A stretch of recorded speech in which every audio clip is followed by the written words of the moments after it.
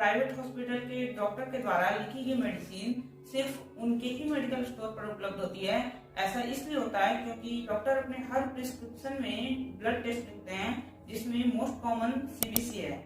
इनमें से ज्यादातर टेस्ट सिंक और फेक होते हैं। सिंक या फेक टेस्ट ऐसे टेस्ट को कहते हैं। सबसे मुख्य बात यह है कि डॉक्टर हमें लैब टेस्ट के लिए एक पार्टिकुलर लैब को सजेस्ट करते हैं। अगर हम अपने टेस्ट उनके द्वारा सजेस्ट किए गए लैब में नहीं करवाते हैं तो ये डॉक्टर साहब उस लैब टेस्ट को छुएंगे तक नहीं। पता है ऐसा क्यों?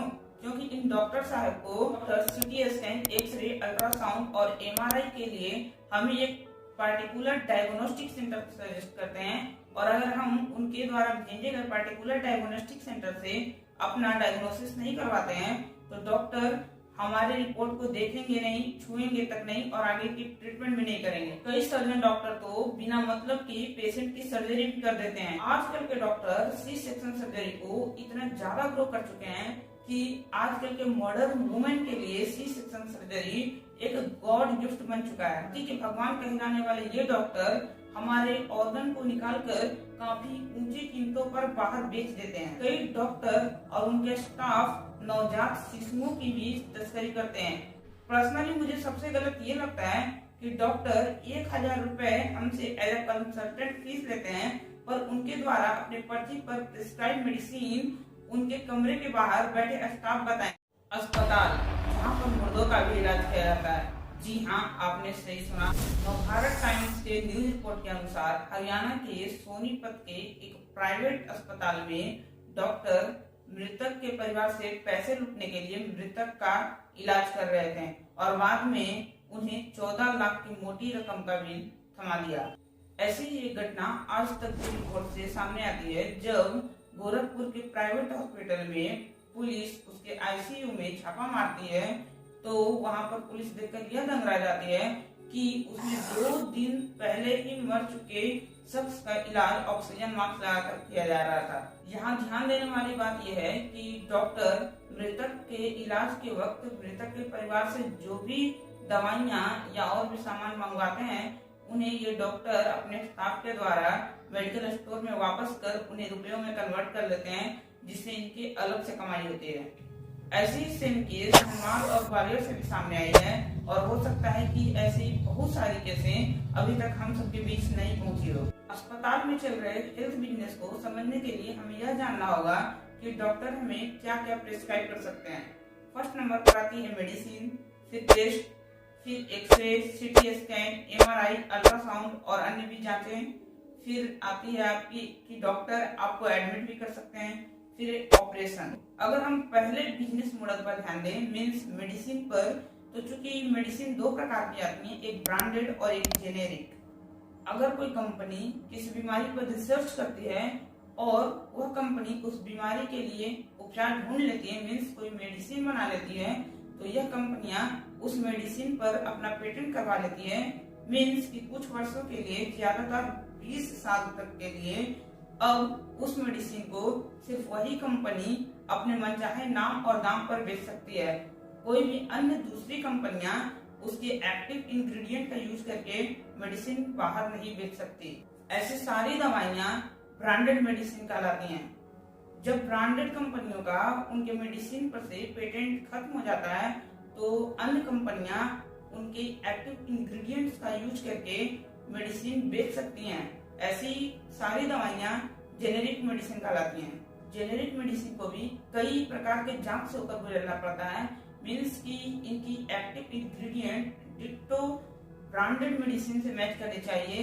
इनके क्वालिटी में रत्ती भर की भी फर्क नहीं होनी चाहिए, सिवाय इनके रंग और साइज से। की जेनेरिक मेडिसिन को बनाने में ब्रांडेड मेडिसिन की तुलना में कम समय और रुपए खर्च होते हैं, इसलिए जेनेरिक मेडिसिन ब्रांडेड मेडिसिन की तुलना में अप टू 80 to 85% सस्ते होते हैं। जब जेनेरिक मेडिसिन मार्केट में आती हैं तो मार्केट में कंपटीशन बढ़ जाने के कारण ब्रांडेड मेडिसिन की कंपनियां अपने बिक्री को कांस्टेंट बनाए रखने के लिए डॉक्टर को 10 to 30% कमीशन देती हैं। कभी कभी ये कंपनियां डॉक्टर को ट्रिप और गिफ्ट भी ऑफर करते हैं। इसी सब के कारण डॉक्टर पेशेंट की इकोनॉमी को नजरअंदाज करते हुए बार बार पेशेंट को ब्रांडेड मेडिसिन ही प्रेस्क्राइब करते हैं। ये सारी चीजें केवल प्राइवेट हॉस्पिटल तक ही सीमित नहीं है, ये चीजें गवर्नमेंट हॉस्पिटल में भी चलती हैं।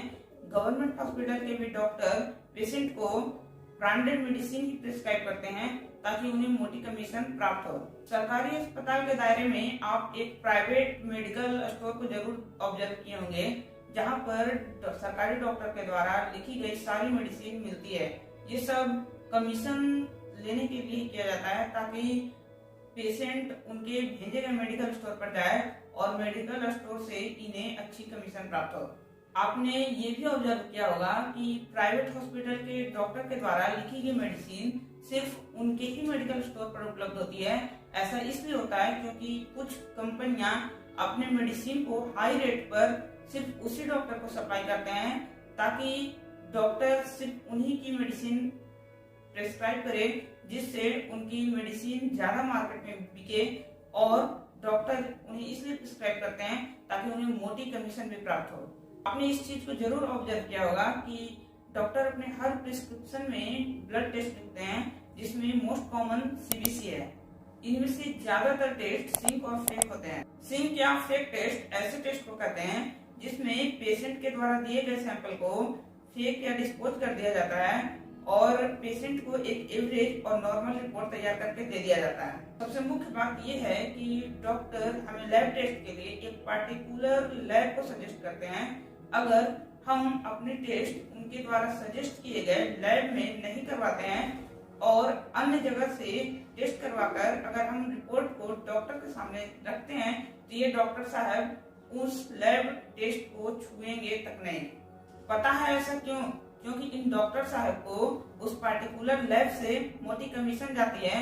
इन्हें आपकी बीमारी, आपके दुख तकलीफ से कोई मतलब नहीं है। मैं ऐसा नहीं कह रहा कि डॉक्टर के द्वारा लिखी गई सभी टेस्ट सिंक और फेक होती है और सभी डॉक्टर ऐसा करते हैं, पर ऐसी चीजें होती हैं। उत्तर प्रदेश में 2 government doctor fake medical report बनाते हुए पकड़े गए। न्यू दिल्ली से भी एक ऐसा ही किस्सा सामने आया है जिसमें एक पैथोलॉजी लैब के द्वारा 1 साल के अंदर 23,000 फेक रिपोर्ट जारी किया गया है। अमर उजाला के एक आर्टिकल के अनुसार कई पैथोलॉजी लैब गंभीर बीमारी का रिपोर्ट बना करके पेशेंट को दे देते हैं ताकि डॉक्टर उस पेशेंट को एडमिट कर मोटी कमाई कर सके।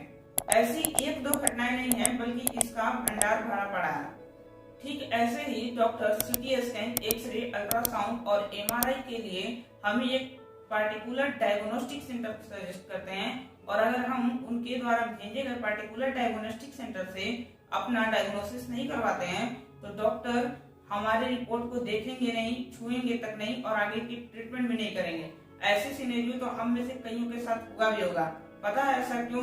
क्योंकि इस डॉक्टर को उस पार्टिकुलर डायग्नोस्टिक सेंटर से अप टू 40% तक की कमीशन जाती है। कई सर्जन डॉक्टर तो बिना मतलब की पेशेंट की सर्जरी भी कर देते हैं। ऐसा इसलिए करते हैं ताकि वो पेशेंट से रूम चार्ज, सर्जरी चार्ज और ब्रांडेड मेडिसिन से कमीशन वसूल सके। द टाइम्स ऑफ इंडिया के आर्टिकल के अनुसार लगभग 44% सर्जरी अनावश्यक रूप से की जाती है। ये अपनी दूसरी लाइन में से स्पष्ट रूप से लिखते हैं कि चिकित्सा जगत में अनावश्यक सर्जरी कोई नई बात नहीं है। ये इसी आर्टिकल में ये भी लिखते हैं कि लगभग 1/3 नी रिप्लेसमेंट केवल गवर्नमेंट के द्वारा दी गई योजनाओं से लाभ कमाने के लिए अनावश्यक रूप से बेवजह की जाती है। पीड़ित के परिवार से पैसे लूटने के लिए ठीक ऐसे ही एक डॉक्टर का किस्सा कांदीवाली से सामने आया, जिसमें कांदीवाली में रहने वाले गौरव शर्मा के चाचा के बाएं हाथ के कंधे में तेज दर्द हो रहा था।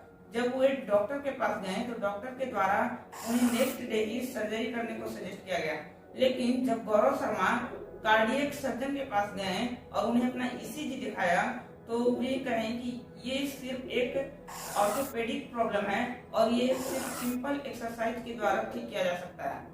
एक रिपोर्ट के अनुसार 55% कार्डियक सर्जरी और 48% टोटल नी रिप्लेसमेंट सर्जरी और 48% हिस्टेरेक्टोमी सर्जरी बेवजह की जाती है। सर्जरी की इस बिजनेस मॉडल को आप इस उदाहरण से समझ सकते हो कि पहले नॉर्मल डिलीवरी ज्यादा होती थी, पर आज के डेट में सी सेक्शन यानी सीजेरियन सर्जरी ज्यादा होती है, क्योंकि इसमें डॉक्टर को नॉर्मल डिलीवरी की तुलना में ज्यादा मुनाफा होता है।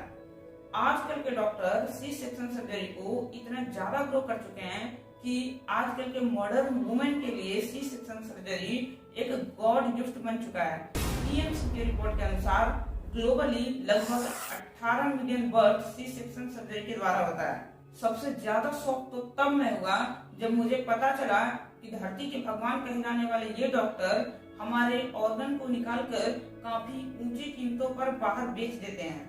ऐसी एक घटना 42 वर्ष की महिला के साथ हुआ जब वो अपने हर्निया के इलाज के लिए प्राइवेट हॉस्पिटल में गई, जहाँ के डॉक्टर के द्वारा उसकी एक किडनी निकाल ली गई। उसे इस बात का पता तब चला जब उसका दर्द ठीक नहीं हुआ और उसे दोबारा चेकअप करवाने के लिए किसी दूसरे हॉस्पिटल में गई, जहाँ पर चेकअप के द्वारा उसे पता चला कि उसकी एक किडनी गायब है। अंग तस्करी में संलिप्त डॉक्टर छोटे मासूमों को भी नहीं छोड़ते। नई दिल्ली में 4.5 साल की बच्ची का ऑपरेशन हुआ और ऑपरेशन के 2 महीने बाद पता चला कि उस बच्ची की एक किडनी। ये सारे न्यूजों के भंडार इस बात की गवाही दे रहे हैं कि हमारे देश में ये सारे कारनामे खुलेआम हो रहे हैं। एक चौंकाने वाली बात ये भी है कि कई डॉक्टर और उनके स्टाफ नवजात शिशुओं की भी तस्करी करते हैं, मीन्स उन्हें दूसरे पेरेंट को बेच देते हैं। नव भारत टाइम्स के अनुसार पटना से एक ऐसी ही घटना सामने आई है जिसमें डॉक्टर और उनके स्टाफ नवजात शिशुओं की तस्करी में संलिप्त हैं।